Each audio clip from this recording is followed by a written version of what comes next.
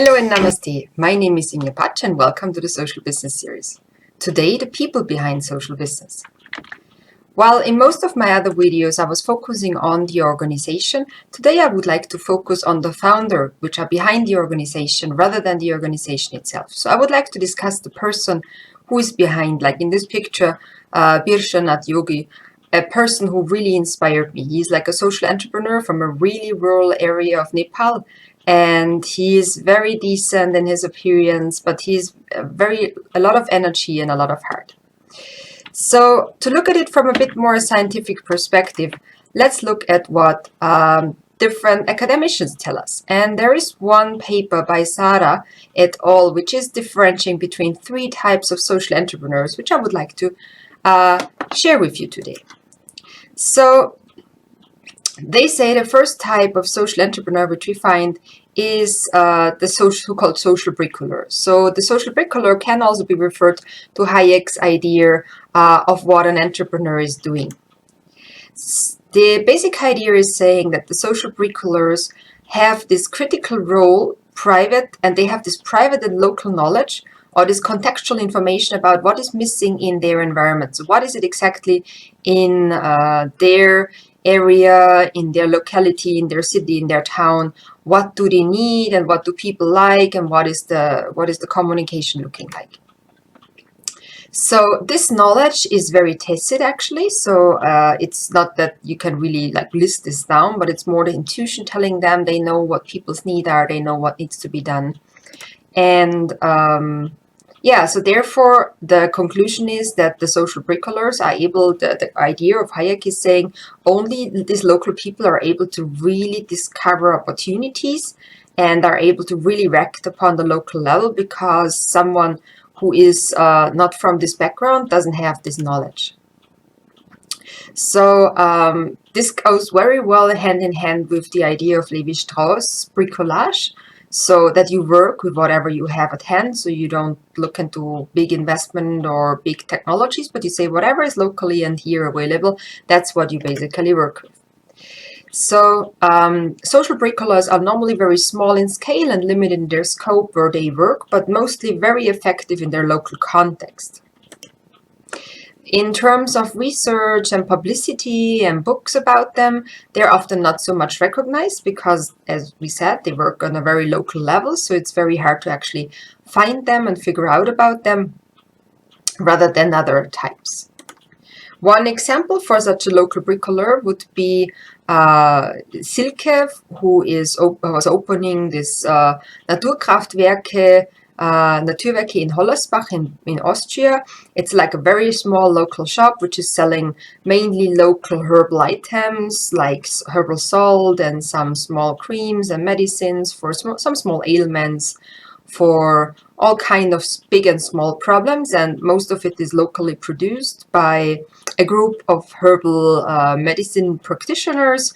So it's all small producers, it's for the local market, so there is not the big international market, neither did they intend to, but simply she wants to serve the local, bring together local small producers and local small consumers. There might be hundreds and thousands of similar examples out there. This was just one to give you an idea how one typical social bricoleur would look like. The second type, which has been identified, is the social constructivist. So the social constructivists can be can be somehow related to the idea of Kirchner, 1973, who was saying that it doesn't depend what is your locality. There is a certain type of people who have a certain alertness to opportunities. So they go around the world with a different worldview, and whenever they see something which could work, they would simply like grab the chance and see it as an opportunity. So social constructivists are trying to make systemic changes in expectation concerning ends and means. So they really want to do things differently. They think about innovative business models, but also about the means, which are the ends, which are the outcome.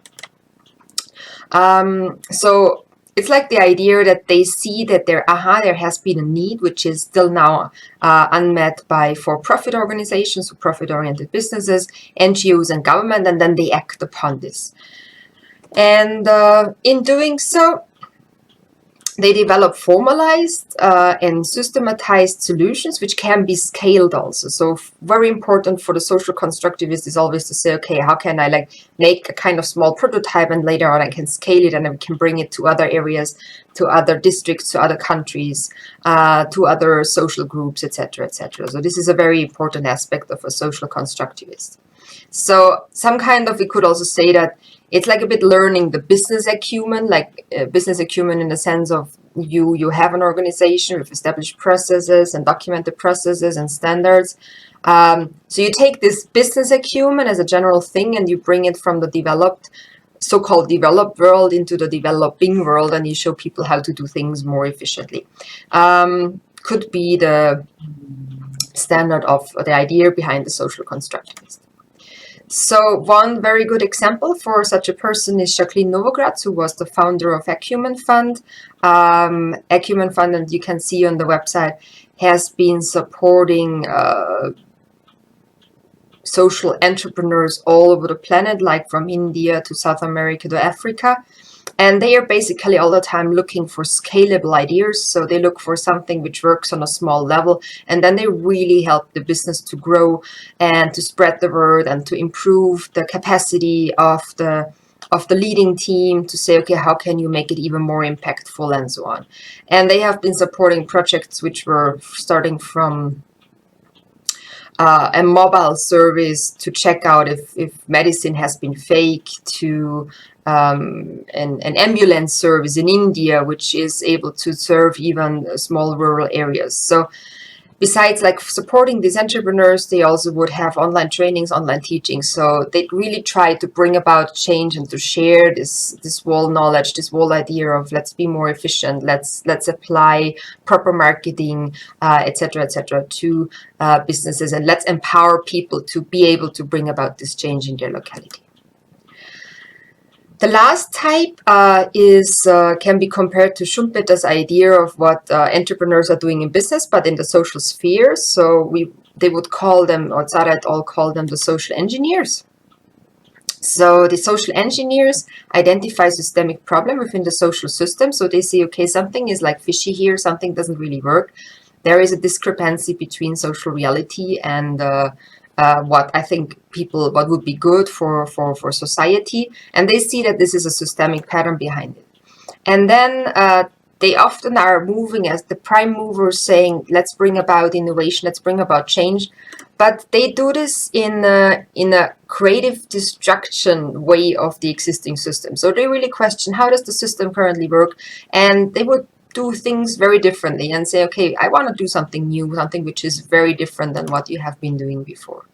So very often they would be called revolutionary, and one could say the revolutionary and ideological nature of the reforms they establish or they introduce can be also seen as a threat to established institution. You know, it's like exactly the opposite of, because we have always been doing it in that way, they would do it totally new way. And then the reaction of the established institution, be it already existing banking system or the existing medical professional field or the existing business community, would say, what is he doing? Like, how can he rent out a washing machine rather than selling it? Like, what's this business model? You know, really disrupting.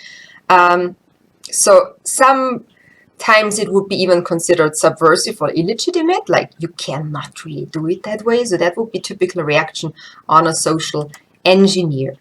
So a very nice example, and I had this pleasure to meet him once, is Professor Mohammed Yunus, who in the 1980s really did exactly this when he started to give his first loan to women from a rural village in Bangladesh without any collateral. So he just borrowed them, like, I think it was an amount like $25 or so, just that they could get started with a very small, tiny home business, that they could buy themselves maybe a set of tea boxes or a cow or something like this, where they could get started and saying, okay, we earn now our living, we are able to really participate in this economic market, which is there nowadays, which is required to have a good life. And he did not listen to all basic ideas or well advices saying you should take collaterals, or you cannot give a loan to someone who is not having any capital.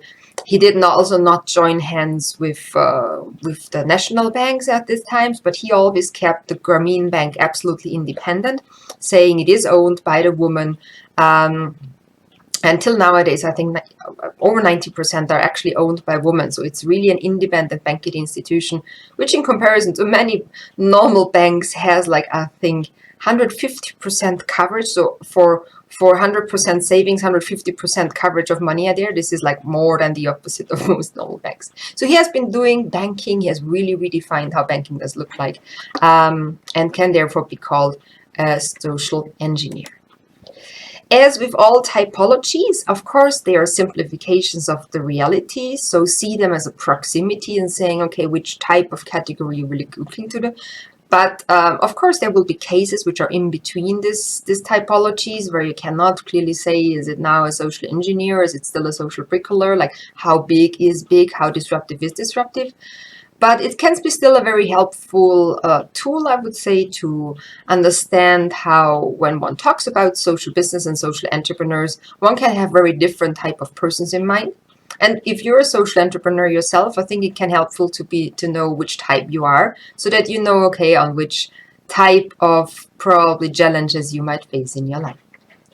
I hope you have enjoyed this video of the series on social business. If you would like to know more about my social business work, please visit my website or follow me on this channel.